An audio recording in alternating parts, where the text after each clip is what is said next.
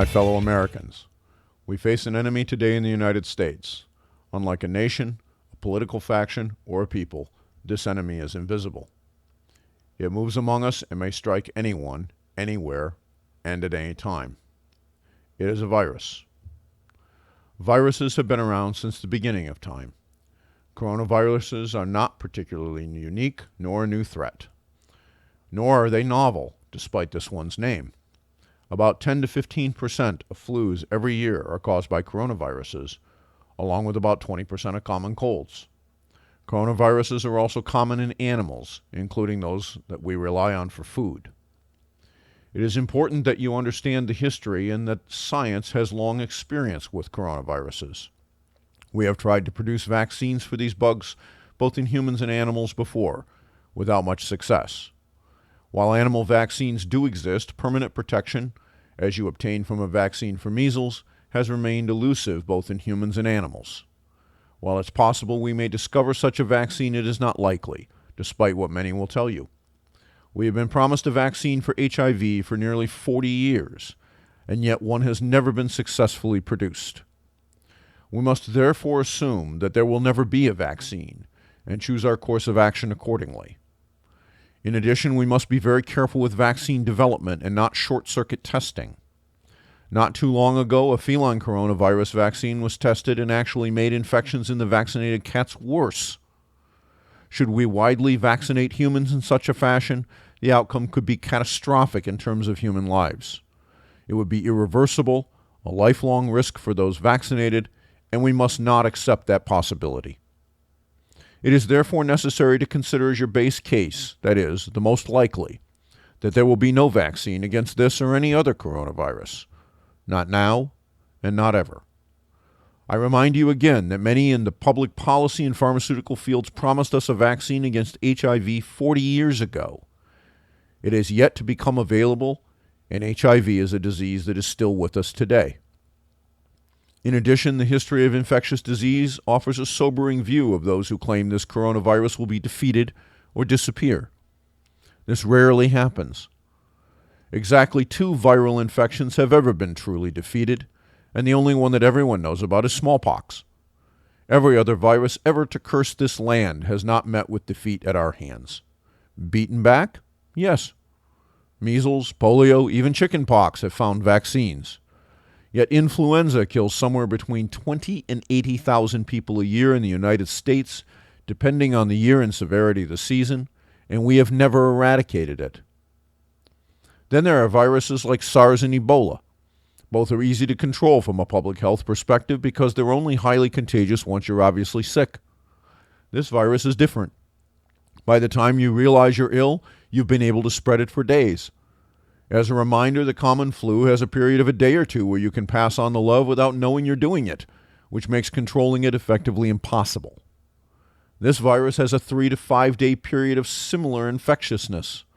Public health measures will never provide a complete answer, simply because identifying everyone who might have it so you can quarantine them is effectively impossible. We have today chosen a path of mitigation, to intentionally damage our economy by shutting down leisure, entertainment, restaurants, and other activities. Many cities and states have gone even further, issuing shelter-in-place orders forbidding even the routine cleaning of one's teeth by a dentist. One state, Pennsylvania, went so far as to prohibit emergency dental procedures unless the dentist has negative pressure rooms, which no ordinary dentist has. In a macabre game most akin to Hold My Beer, governors, mayors, and others seem to be aiming for one-upsmanship, utterly divorced from any sense of proportion. Some, including Florida and Rhode Island, have threatened to enforce their prohibitions with fines or even imprisonment. But viruses do not care about politics or appearances. They follow, more or less, the laws of mathematics. For a given R0 or attack rate, that is, if you're infected, how many more people will you infect, we can determine what percentage of the community must either get the virus or be vaccinated before you are unlikely to infect at least one more person. For an R0 of 3.0, which is what this virus is estimated at, that is roughly 66%, or 2 persons in 3. Since this virus often infects people with few or no symptoms, we have no idea how many people have had it. There are antibody tests in development that will tell us this, but none have been made available by the FDA for individual sale at your local drugstore, and no widespread surveys have been performed. We thus have no idea whether or not we are at the beginning or end of this outbreak, or somewhere in the middle. Science will eventually provide that answer, but as it stands right now, we are literally guessing. There is evidence, but not proof, that we are much further along than all of those who believe the worst will come have modeled. Today, there is no way to know if they're right. This virus is somewhat unique, but not unprecedented. It tends to attack those who have chronic disease or old much more seriously than the young and healthy. This is not a guarantee.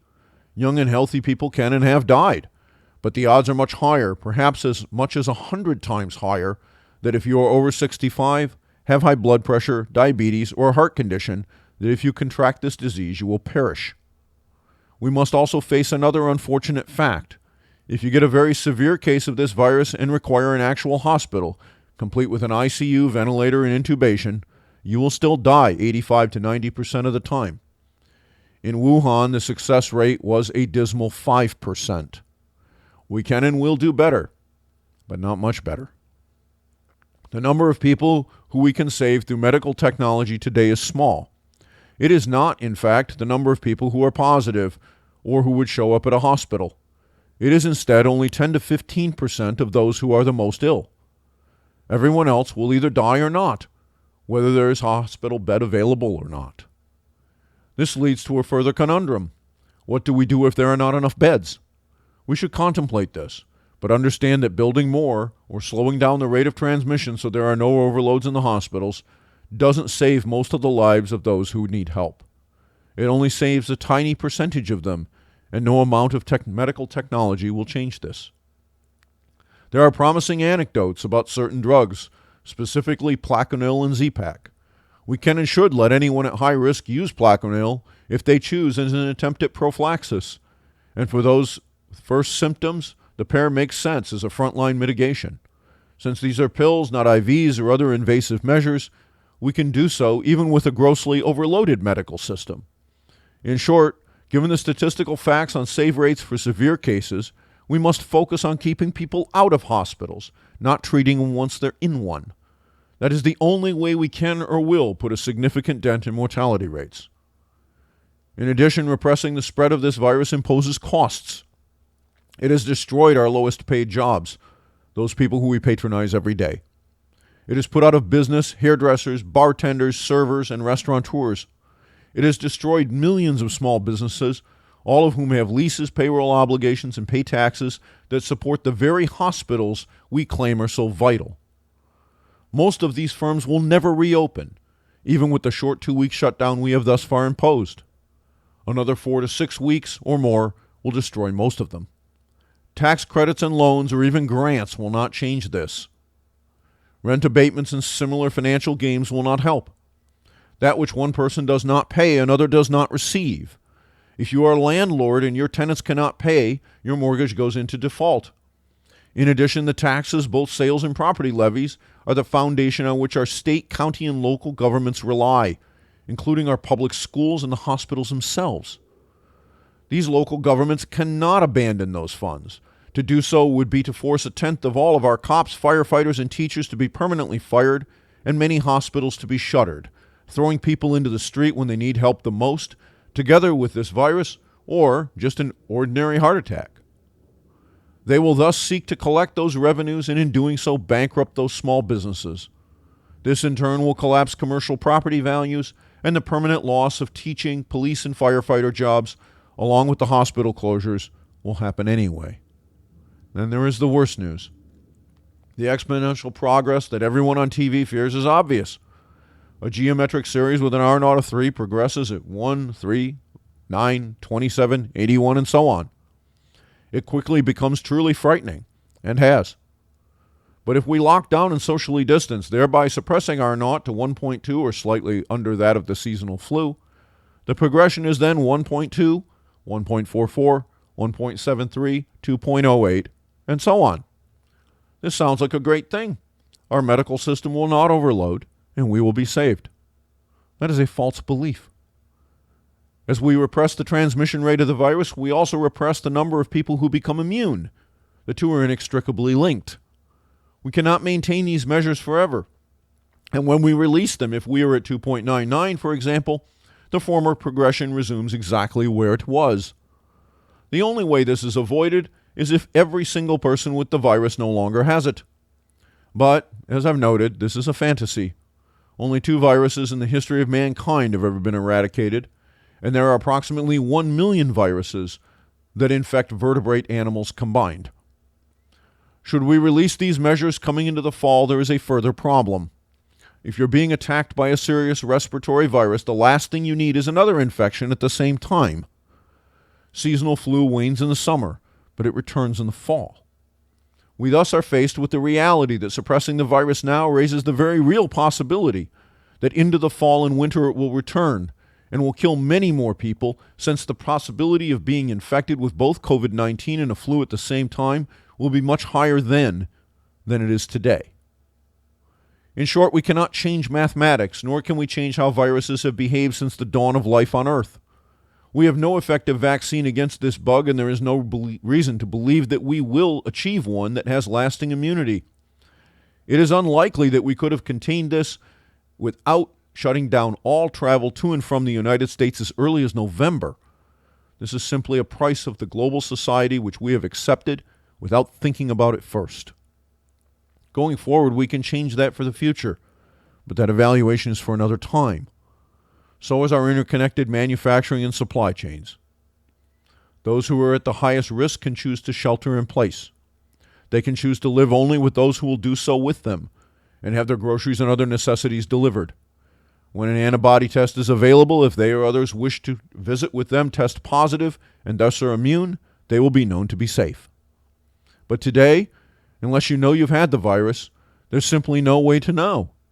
Even once such a test is available, if you have not had it, the lack of widespread community transmission does not mean you can't and won't get it. For those at high risk, along with the rest of us, the decision to take a risk is a choice that each of us should make individually, not the nation as a collective. It is not my place to tell a person in the last years of their life whether the joy of time with a loved one or friend is greater or lesser than the risk of contracting this virus and expiring. We should not, in short, consent to living in a gulag where the guards make all the decisions and we are stuck with the consequences. Today the question is simple. We may choose when we accept that the virus will come through our land and infect the majority of the people within it, but we cannot choose whether it will. We can choose to accept our mortality and be adults about our own personal risk, or we can try to force others to hide in their homes and destroy our economy. We can elevate the risk that the peak of that infection will happen during the middle of a flu season, when co-infection will kill many more people, or we can take the burden when it will not by dropping those restrictions now. But we cannot change the fundamentals of that which have been on the planet for longer than we are, and will be here long after we are gone. That choice, my fellow Americans, is yours to make. May God bless America.